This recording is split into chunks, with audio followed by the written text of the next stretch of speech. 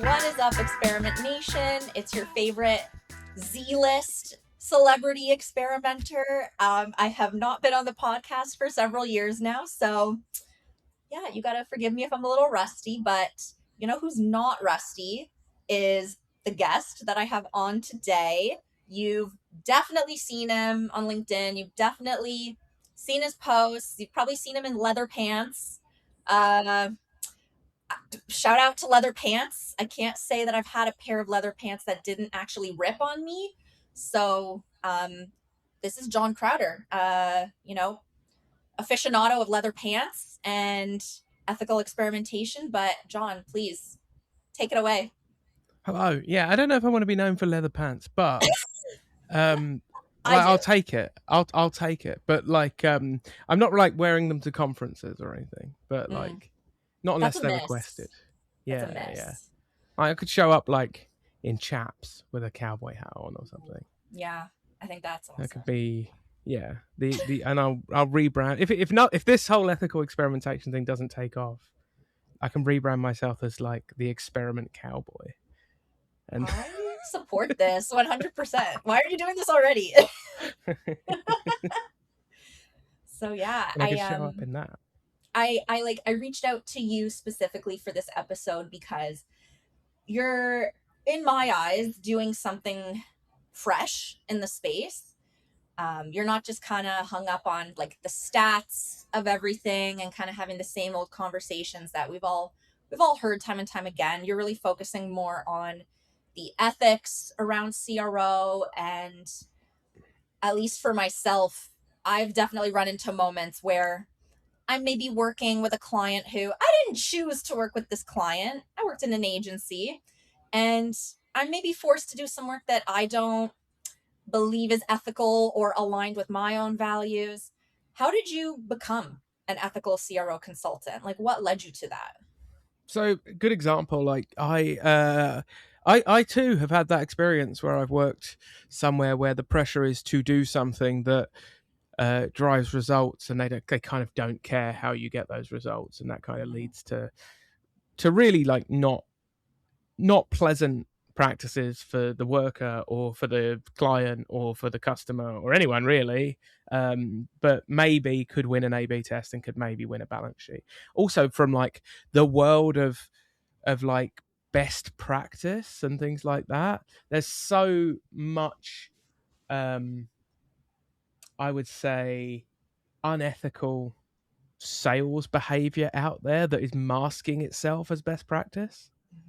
That it will commonly come up under the disguise of best practice. Like, oh, what if we said that we had an offer on, or what if we said that our stock was running low, or whatever it may be, and like our stock isn't running low, right? And like, but what if we said it was, right? So that you see stuff like that, and that used to come around a lot, and like, that is commonly communicate. No one likes doing it, right? It's worth pointing that out as well. Like, if anyone has to sort of confront that like entirely as something that is being done to them, they don't like it, and so that is there. But nevertheless, there is pressure to do it, and it is being pushed on you. So I've had that in the past. I have been in experimentation in one form or another for the last 15 years. And have been at almost every part of the discipline in that 15 years, from program management to development to design to pure reporting and analytics. I've done all of that at different points, and in the last 5-6 years led a team doing it at an agency. And then when my time there came to an end, I kind of decided that I've got the level of experience and background now where I should really be bringing my own business to market.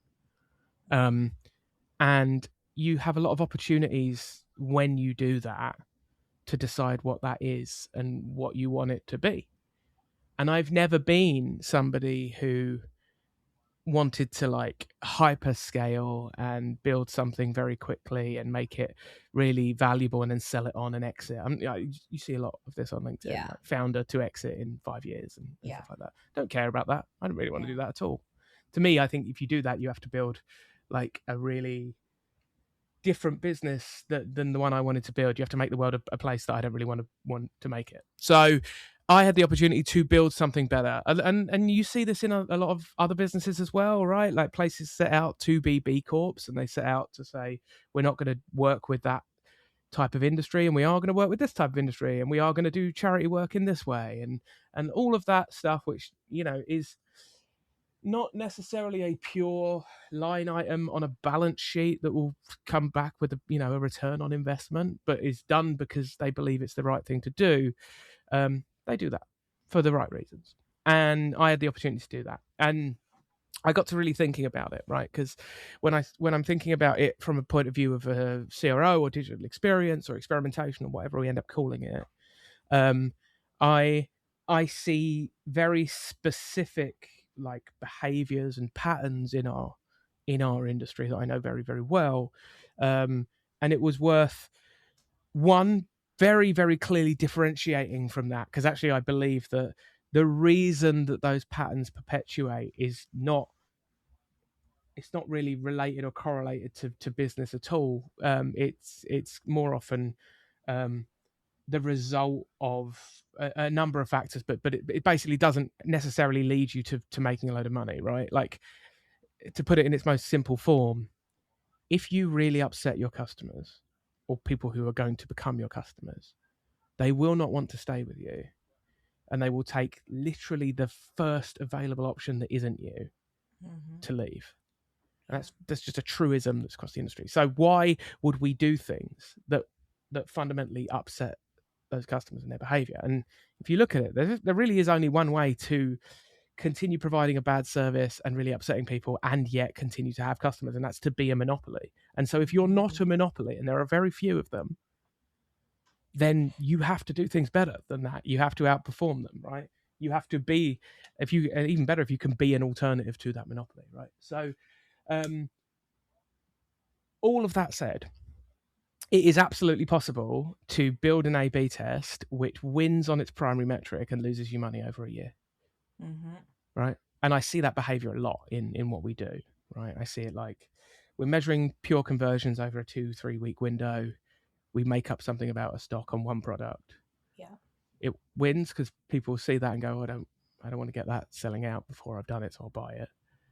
And then the test wins, and you roll it out to every product that you've got and across your whole site. And within 3-4 weeks of that happening, none of your customers believe it.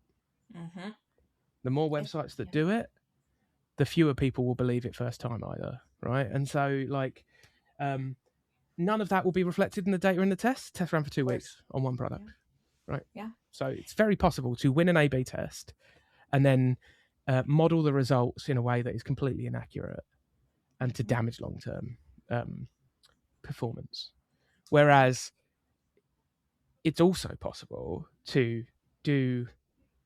take the underlying like worry that drove that idea, which is that people don't see or understand why they should buy now instead of thinking about it later, and turn that into a better performing, long-term, ethical feature or component, right? You could quite easily turn that into a people really want to consider our product, and rather than fight that and go, no, don't consider it, buy it now, we should feed into it and go, we love that you're thinking about our product, let's stay in touch and we'll be here when you need us, kind of thing, and here's how we are going to stay in touch, right? Really, really nice way of selling, and also a way that builds loyalty and trust in a way that when that customer needs something that you sell in future, that trust will just be there, and they'll come to you because they are pretty confident they're getting the truth from you.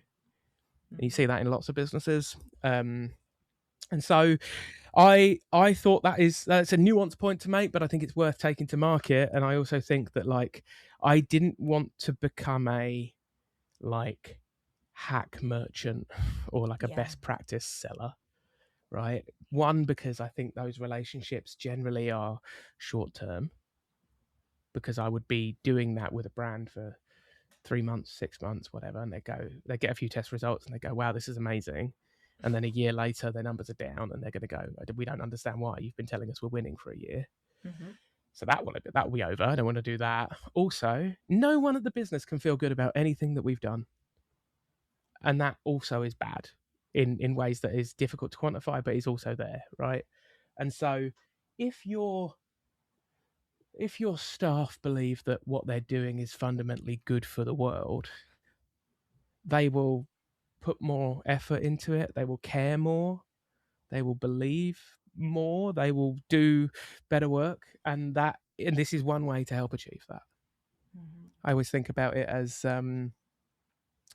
there's a lot of really bad things happening to the video game industry at the moment, but actually, by and large, most of the staff that I see at those jobs, the developers, the designers, the testers, the QA people, they're really passionate and they really care about the things that they're making, and because of that, the art that they're producing is better, and people connect to it more and they like it, and that can only come from a fundamental belief in the thing that you're making. And so if the thing that you ship is lies and like bad experiences and little click traps and things like that, you will feel bad about doing that on a day-to-day basis. Yeah. And if you ship better experiences that people like and that treat them decently, like good people, and you are honest throughout that process and you want to do the best, not only will you avoid regulatory scrutiny and will avoid bad PR and all of that other stuff, you will create a better working environment to be at and also for your customers. Yeah. Okay, well, there were a lot of nuggets of gold in there. I don't even know what to touch first, other than the thing that I keep thinking about is, as anyone who's like in marketing in some sort of field within marketing, it's like we forget that there's other people on the other side of the screen. And for me, I felt like a lot of it was this pressure kind of coming from the top: increase sales, increase that conversion rate, go, go, go, false urgency for, someone else's bottom line ultimately. And there's that pressure, that temptation to like pull a fast one on the end user.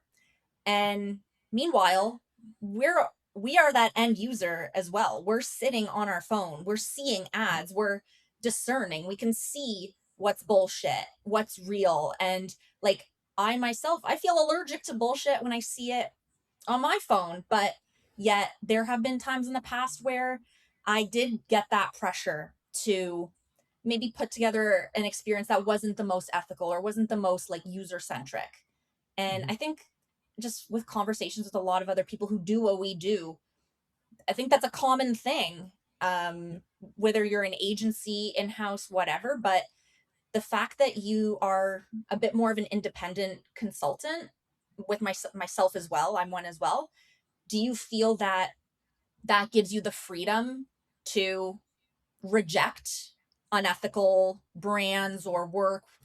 Yeah. Yeah, 100%. There's definitely businesses I will not work with. And I'm so confident in it, I put it on my website, right? Good. So it will say, we do not work with people in the pharmaceutical supplement industry. We do not work with people who make weapons. We do not, there are businesses which I do not believe that you can make ethical just through better digital experiences, and so I'm not even going to try. I'm not the right fit for you. You need someone else, right? And so there is just that as a flaw. And I also, there are a lot of businesses whose products are perfectly useful and innocent and benign, who are using marketing tactics that are not, right? And so those are the businesses I can help. Those are the businesses who I can bring sort of sustainable long-term growth to by helping them figure out the right way to talk to their customers, the right way to give them what they want, serve them what they need, and at the right time, and that sort of stuff, to give users confidence, to give users like information that's going to help them make a decision, to be like radically transparent with a user to in a way that their competitors don't dare, right? That sort of stuff, right? That all of that is the sort of nice place to sit. And then also brands who are already have a really, really high ethical standard, who want to increase their performance of their digital experiences and want to know that they're getting a practitioner who's not going to come in and go, right, we're going to cover your site in pop-ups and aggressive like fake messages and all of this, right? A bit of confidence there, which is that I'm just going to be a good fit for those businesses as well. Mm-hmm. Have there been any times when you flat out refused to run a particular tactic or test or work with a particular client? Tactics and tests, definitely. Working with a client, that usually starts really early, right? If I'm scoping someone for like, someone comes to me and says, we were interested in you doing this, I'll do a little bit of investigation to the business, what they do and where they come from. It's very quickly I can say, we're not a good fit, and turn them away. And that has happened plenty of times. Running a specific idea, yeah, absolutely. But to be honest, by the time that client is on board with Another Web is Possible, we have already, it's very, very clear what we do and why we work the way that we work. And also they knew that was what they were buying and that's what they liked when they bought it. So there's a bit of that as well where, they wouldn't want that. We've certainly had ideas which could have been instrumented unethically, and we've come to a solution which is not unethical, right? It's a good example of that, price testing, right? Yes, that's a Like big you one can, that always comes up. What are the a lot ethics around price testing to a lot you? of businesses really want to do it, right? And I get it, right? There's plenty of really good examples. Are we charging the right price for our product? Is it good value? Is it recognized by that consumer as good value? And do they understand what they're buying? And are the costs clear in what we're providing? And therefore, all of that, right? There's plenty that goes into a price. Generally speaking, that business wants the best margin possible on its product, but that is not necessarily as easy as going, well, we would just increase the price by 30% because that will get us a better margin. Because if you lose more sales than you make money, you lose out on balance. Also, at the same time, you don't want to provide an experience where if a coin flips one way, someone saves 20%, and if it flips the other way, they don't. So price testing in that way, where you were just absolutely penalized by an algorithm, is not ethical. And it's also, if you were to explain that to someone after it had been done to them, they would be furious with you. It sucks. Obviously. Yeah. It would really suck. You'd be like, why did you do that to me? I Yeah. don't, I just thought I was buying something from your shop.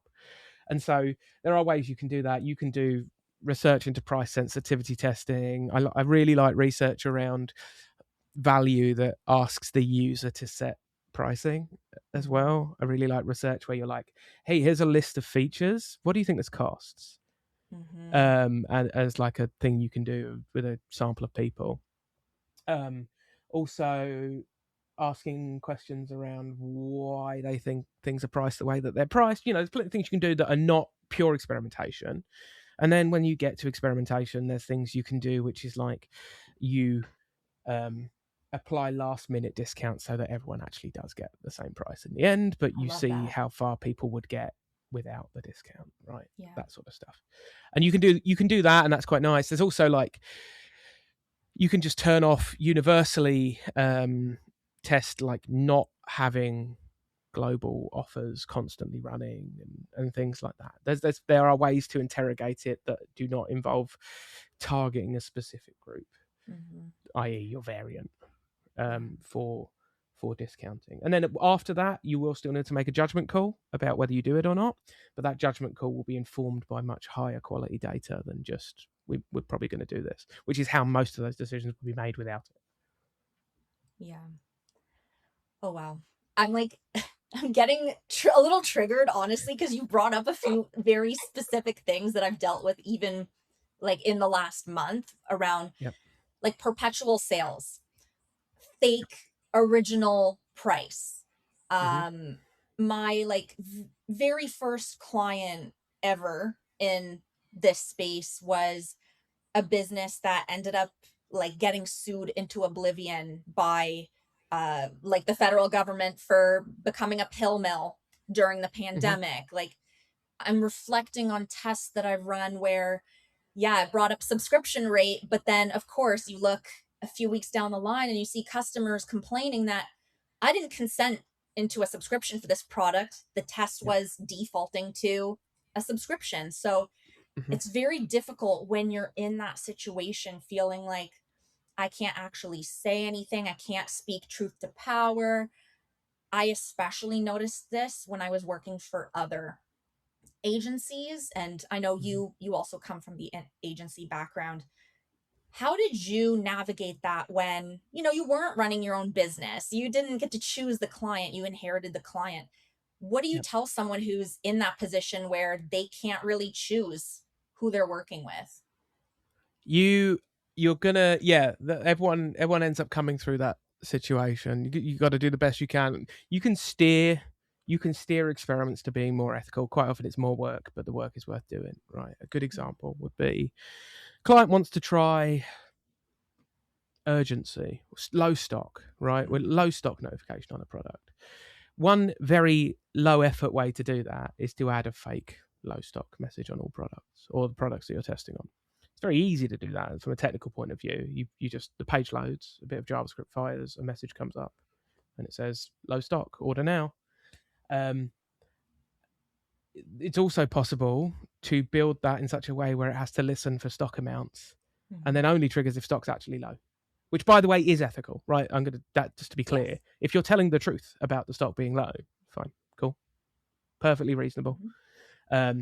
If you are making it up to try and drive a behavior, then it's not ethical, right? But you could easily build the experiment in two different ways, one of which was ethical, one of which was not. Mm-hmm.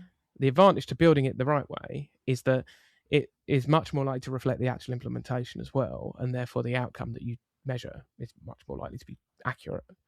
It is bad strategic planning, I think, to design a test which could never go live in production. Because if you were to roll it out, you would either expose yourself to such phenomenal reputational or legislation risk. Mm-hmm. Like every product is going to say it's in low stock, but the moment that anyone asks or looks inside one of our warehouses, it'll be clear that that's not true. It's just something that you could never feasibly do, even if it were to win really well. And also model that out. If you were to try and make it true by ordering in less stock and holding less stock at any given time, you fundamentally weaken your business's ability to sell anything. Mm-hmm. And so that as a test is just not valid to run. But you need to know the way to navigate that as a practitioner to go, okay, well, the reason we're not going to go with the bad version of this is that you could never feasibly roll it out, even if it were to win. Yeah. And I know you want a win. Yeah. And so here's how we're going to get you closer to something that could reasonably win. I wonder if we just went way too far with the like psychological principles, like the urgency, the scarcity. It's like, I think that's snake oil a little bit as well. yeah, I genuinely do. Like, I think I've seen like the weaponizing of psychology as like yeah, here's how we're going to manipulate people. yeah. And then you And see like, it as like an end user and you're like, do you think I'm fucking dumb? Like, of course. uh, it's there's like a cliche, at least Yeah. locally where I live. There's a one store called Fairweather where they're always running an out of business sale. Always, Yep. but they've never run out of business. It's been like 20 Yep. years. I can tell you The multiple businesses in the UK that are known for Yeah, that as well. yeah. Yeah. It's like we're not dumb, but Yep. why do we feel pressure sometimes to treat the end user like they're dumb? Mm-hmm. I think there's a little bit of it, which is like, if you look at the average age of your sort of senior leader in a lot of businesses, Mm-hmm. they're about 45, 50 years old. Mm-hmm. Maybe a little bit older, sometimes like upwards to sort of 60 pre-retirement. And their educational and working background comes pre-internet and comes from a much lower data environment. And they have adapted well to more data, and they've got more than they ever have had before. But a lot of the sort of deeply held beliefs on what works and what doesn't work was set in a low information environment. And so when you go into a business and they're still selling like it's the 1950s, where they're like, you come to our website and fill out a form so we can send someone to your door with a vacuum cleaner to try and Yeah. convince you to buy it. That's that, right? And that doesn't fundamentally match any consumer or what they want now. Maybe they'll keep going a little bit and they can still sell a little bit through that, but like they're never going to compete with a store that's fundamentally moved on and is giving people much closer to the experience that they want. And so you still see that behavior, and I still think you see a lot of decision making around that is led that way, where it will be a sort of deep seated belief that they know who their customer is and what they want and how they behave, and go, oh, they love it when we do this, so we're just going to keep doing that forever. And that behavior just compounds a lot. And I also think there is maybe any diversion from that to people in that business who are key decision makers may feel like playing away from their strengths because they've never done it. And so that sort of discomfort with a changing world and changing business model drives a lot of their behavior. Yeah. I think like there's a lot where like I've seen catalog businesses that in 2025, when most people's experience of a catalog is getting one and immediately putting it in the bin, insist that the catalog is the reason they have to keep trading and they keep printing it, and it's what drives all their sales, and the website just exists as a place you can go to put in the catalog number and hand over your card details and things like that. And that is not a true reflection of the rest of the world, but it is how they do business. I didn't even think of it from that angle. And it's like duh. But and yeah, if you look at your Gen Z business owner, right, who is now 20, and they are starting a business selling something, right? It's usually production of some kind. It is get a Shopify site, put the products in the product listing, use the app to link it to ads, and carry on. And like that is a completely different business to the business that has, one, a lot more capital, two, a lot more like history. And yet this one will survive more than this one will. Why is that? Like, where does ethics fall into that, as well as like the generational divide? Because I know there's Gen Z is so allergic to bullshit. Like, I mean, as a stereotype, you know, you have the Gen Z who doesn't want to do work that's bullshit. They don't, they have that sensitivity. Like, where does the ethics of all of this fall into that? I think it's really interesting actually, because as a study, I would say like it's quite hard. It's more complex than just how different they are, because it's also that the world that Gen Z is comfortable in is not the world that the sort of older businesses came up in, right? Yeah. So there are a lot more middlemen and landlords in the Gen Z world. Yeah. By which I mean, you'll quite happily pay a cut to Spotify or Shopify, sorry, not Spotify. You'll happily pay a cut to them and to your print on demand and to your courier and to your, there's just all these, like, they're easy services to onboard because they're built that way, but paying them off as a provider and eating into the margin is just part of the business. And that's the world that they've always lived in. And so that's fine. Whereas those legacy businesses, they might still have wholly owned workshops and areas and warehouses and historic contracts with other businesses where they get very good rates, that because they're the biggest customer for this printing shop, right? So they're different worlds. And I would say like they're not, neither is universally good for one or bad for the other, but they could definitely learn from each other, I think, in a really interesting way. But also the newer tech world has a lot more consolidation in it, and also a lot more, rent-seeking behavior in that world. Yeah. Don't even get me started on rent and landlords. And yeah, no, we can go all day on that. But, you know, if you think about your vision for our fields in general and just having a more ethical future in our field. Mm-hmm. What does that look like, and what do you think it's going to take for us to get there? I think that the experience online for a lot of people is by and large getting worse, not better. Yeah, absolutely. And for a number of reasons, right? But I'm going to call out a few here. I think the thing I mentioned earlier, consolidation of tech companies, means that your actual choice to vote with your feet becomes more limited, and so your overall experiences get worse, right? If you think about, for anyone who has been, this is one for the millennials, I guess, anyone who has been using social media for like 10 years or more has seen that experience change radically, largely due to decisions made around algorithmic content recommendation, Yeah. right? You are now seeing more ads than before, seeing less of your friends' posts than before. You are now seeing things more likely to get a reaction out of you than things you want to actually see in terms of content, because the algorithm is driving you to react. Things like that, right? So your experience there is getting worse. Your experience of marketing is also getting worse. There's a lot more of it. It's louder. AI has changed how this landscape looks because it has enabled anyone to produce very similar content at scale. Yeah.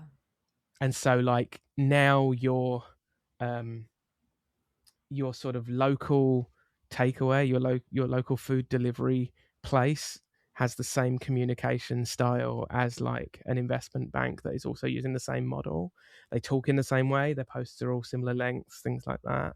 So there's this sort of noise floor that has come up that has also made it harder to stand out, and advertising is all about standing out and trying to get a message through, and that's harder. I think overall that is contributing to an experience of the web getting worse, Yeah. where people's patience gets lower, people's trust gets lower, people's belief that something is good gets lower. And I'm not under the illusion that that's something I can fix alone.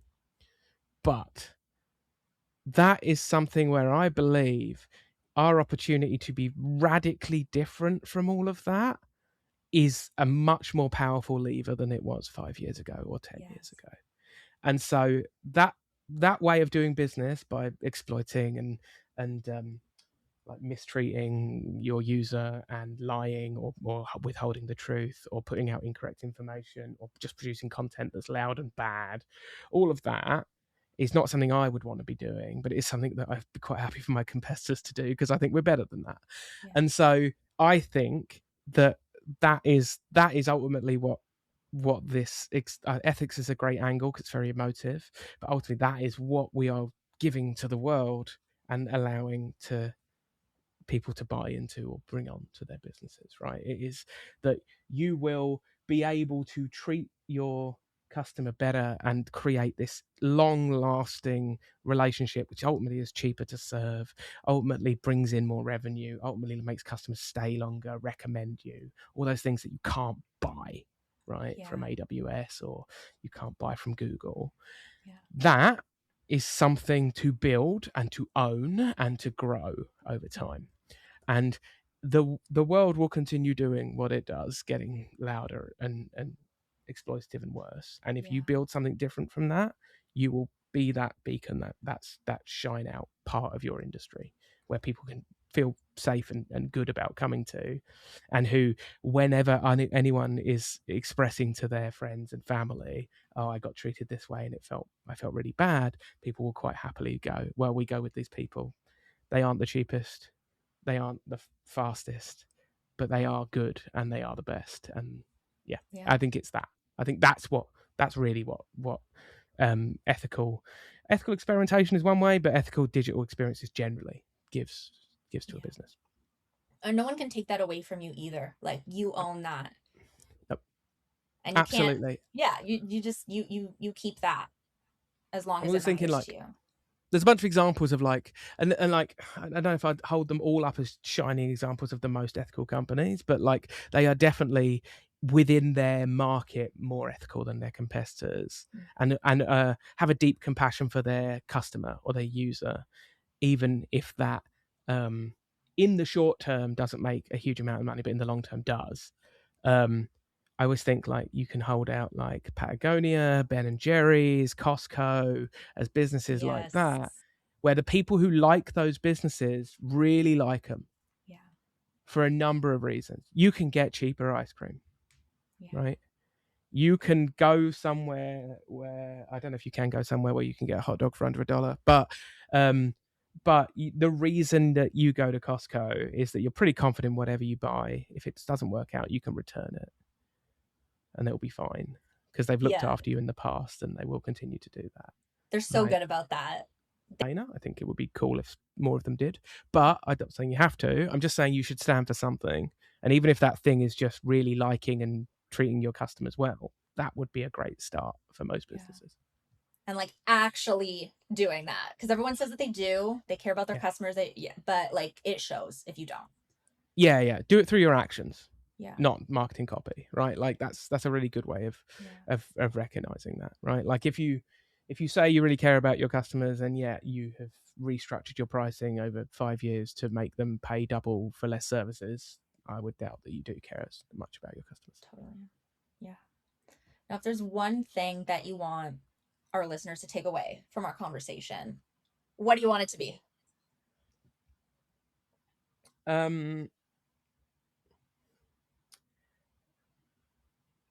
I think a lot of it starts with us in terms of what we do in digital experiences. It's worth putting my cards on the table. I do think that ethical experiences convert better as well. Right? It's not a case of going, they convert worse, but we should accept it because otherwise we're building a worse world. I actually think they do convert better. I think they're actually better experiences overall for two reasons. One, the other experiences are bad and your experience is not. That is good. And therefore, that will drive people to be your customer for longer. And two, you create value over time by being consistently better. And therefore, your lifetime value to a customer will be much higher because that customer will choose you again, recommend you again, and you will not have to pay X amount, which goes up every year, to Google Ads to get them back every single time because the last time you burned their fingers and you're going to burn their fingers again. And therefore, by building a better quality digital experience, then you will bring customers back more and more each time. And you will therefore meet the goal that you have of ultimately growing financially as a business. That does start with us. I think we have to consider that when we are building our digital experiences. I also think that you can even just start with better instrumentation in whatever tools you're using. So if you're measuring way up the funnel, that is immediate click through, immediate conversion, you're probably not seeing what happens downstream. You could do a better job of that. I also think that when you're considering, there's a real great ethical test. I think it's really, really simple that I've used before, which is if you were to explain this to a person, what you're putting them through, and you were worried about how they would respond, that is a feeling you should double down on. Think about that. Why does that happen? Yeah. Explore it. Try and get to a place where you would feel comfortable explaining the experience you're giving a person and be comfortable that their response would be positive. And then you are much closer to an ethical experience. Yeah. But you have to really imagine that end user. Yeah. To describe that. So if it's like, well, yeah, we show you this, you get to this stage, we show you a notification. Notification doesn't connect to anything. Yeah. But we show you it and it says that something's low stock. And if you think they would rightly be pretty annoyed that you've done that, then you've built a poor quality, unethical experience. Yeah. That's something to sit with for sure. Jon, thank you so much. Is there anything else that you want our listeners to know about that you have going on? You can find me on LinkedIn at Jon_AWIP. You can also find me on anotherwebispossible.co.uk on our website. We post lots of articles regularly looking at ethical digital experiences and ethical experimentation from different angles, explaining how you can do it and how you can do it better. So please check that out. Please look at that sort of writing, and yeah, if you are looking for any help and support with your digital experiences, please reach out. Great. Thanks so much, Jon. No problem. Thank you.